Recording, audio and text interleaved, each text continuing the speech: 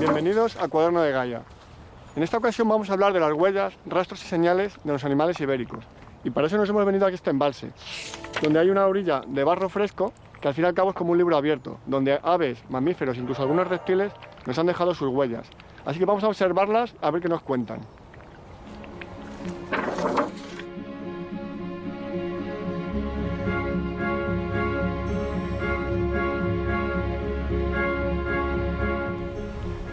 Fijaos qué concurrida está la orilla. Aquí podemos ver rastros que se cruzan, de pequeños andarríos, alguna anátida, quizá también alguna pata de alguna gaviota. Todo ello bordeado de las gruesas huellas de un perro. Fijaos cómo marca las uñas, son unas patas bien grandotas que se han hundido mucho en el fango. Como veis, el observar las huellas es mucho más fácil que observar a los propios animales, que muchas veces son esquivos y normalmente no están ahí para verlos. Pero si sabemos leer y podemos ver la información que nos van dejando, podemos descubrir todo eso. Por ejemplo, la dirección que llevaban, qué tipo de alimentos estaban buscando, a qué hora más o menos del día pasaron. Hay muchísima información aquí contenida.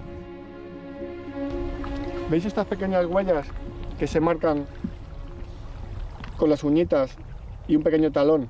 Son huellas que parecen como si fueran de un perro, pero muy chiquitín, quizá mucho más abiertas y con las uñas más largas. Pues son de un bisón americano. Los bisones americanos han desplazado al bisón europeo y por desgracia colonizan la península y la verdad es que son bastante dañinos. Muchas veces ataca los nidos de las aves acuáticas, las crías de los Galápagos también acaba por ejemplo con las poblaciones de rata de agua.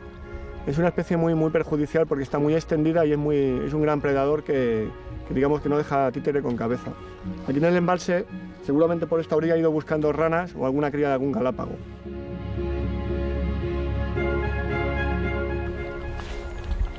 Observar las huellas de los animales nos habla de su comportamiento, de sus hábitos, de alimentación y costumbres.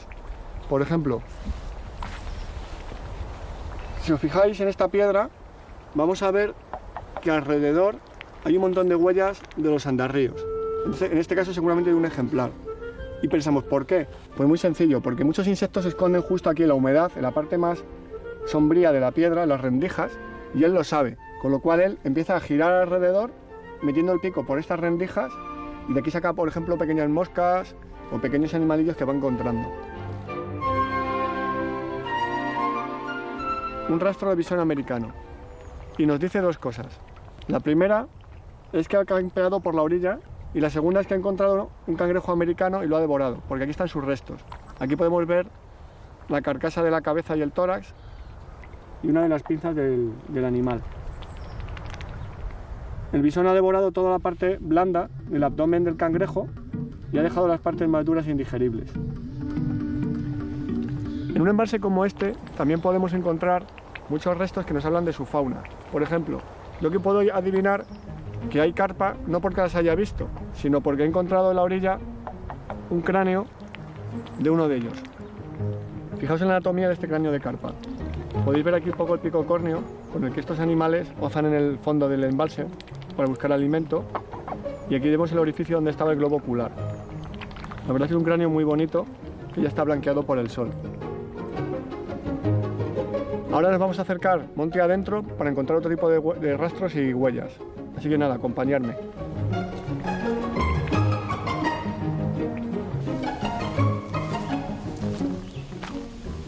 Otra manera de encontrar fauna en el campo sin verla es encontrar los restos que podemos ver, por ejemplo, debajo de un nido de una rapaz.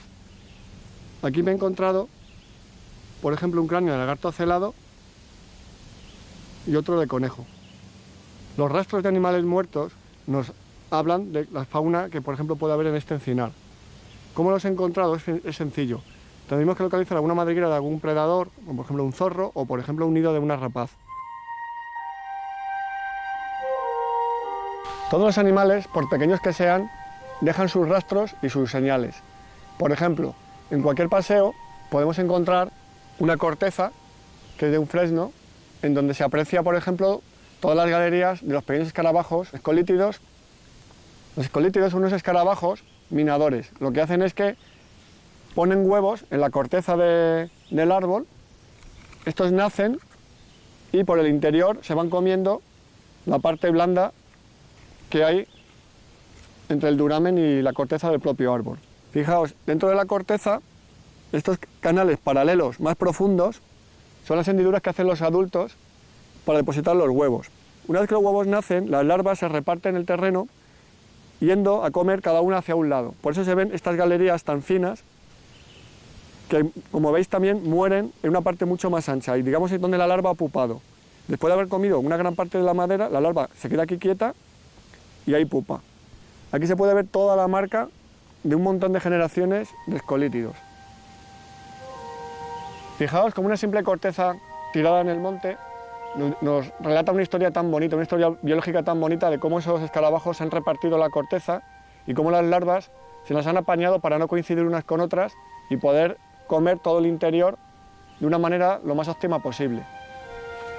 Y os voy a dibujar unas muestras de lo que serían otro tipo de rastros y señales de animales. Por ejemplo, dos plumas que nos encontremos en el campo y queramos saber por qué animal han sido, digamos, arrancadas, porque muchas veces nos podemos encontrar restos de una paloma o una perdiz y decimos, bueno, ¿este animal cómo ha muerto? Pues quizá a lo mejor viendo lo que es el cañón de la pluma podemos, digamos, dilucidar un poco qué ha pasado con ese animal. Este es el cañón de una pluma.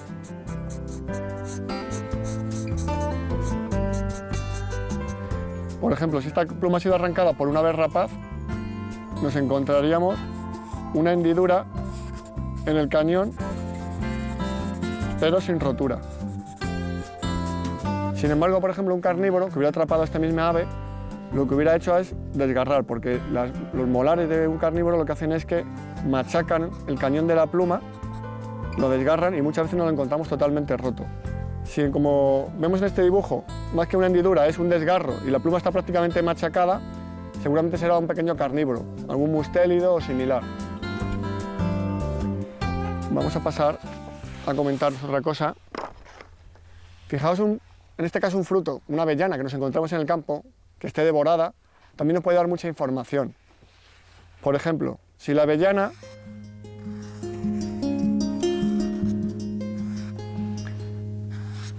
tiene una hendidura muy pequeña, con restos de picotazos a su alrededor, ha sido trabajada por un pequeño párido, como un carbonero o herrerillo. Si el agujero que nos encontramos en la avellana es bastante más grande y destartalado, pensamos que normalmente ha sido un pájaro carpintero el causante de dicho trabajo en la avellana, del fruto, porque los pájaros carpinteros tienen un pico muchísimo más potente que el que puede tener un herrerillo o un carbonero.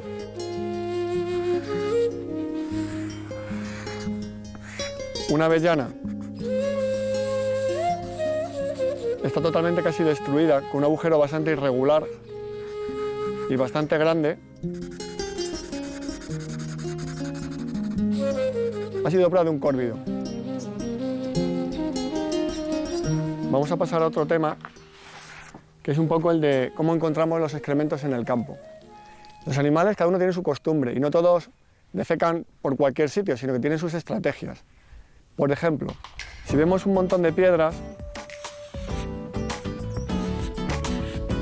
por ejemplo de un pequeño muro o simplemente un pequeño berrocal, y en la parte de arriba nos encontramos excrementos, estos suelen ser típicos de predadores como por ejemplo un zorro o incluso las jinetas.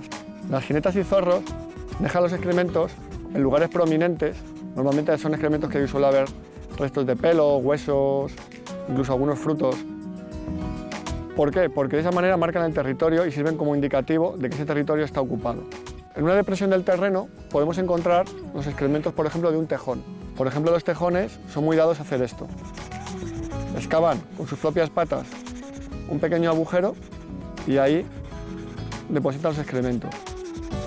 Sobre este mismo dibujo voy a explicar que también los felinos hacen lo mismo, pero enterrándolos, luego los cubren con arena.